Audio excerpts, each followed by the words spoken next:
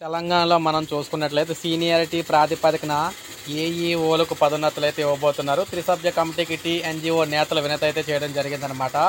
వ్యవసాయ శాఖ విస్తరణాధికారులకు సీనియారిటీ ప్రాతిపదికన పదోన్నతులు కల్పించాలని టీఎన్జిఓ రాష్ట్ర అధ్యక్ష కార్యదర్శులు మారం జగదీశ్వర్, ముజీబ్లు ప్రభుత్వ త్రిసభ్య కమిటీ కోరారు.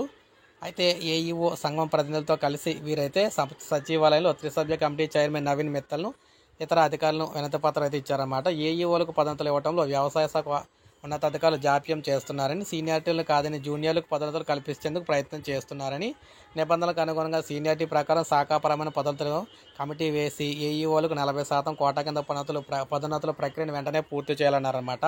ఇలా మొత్తంగా ఏదైతే ప్రభుత్వం త్రిసభ్య కమిటీని అయితే వేసిందో ఈ కమిటీకి ఉద్యోగ సంఘ నేతలు అయితే వినతులు అయితే వెళ్తూ ఉన్నాయి.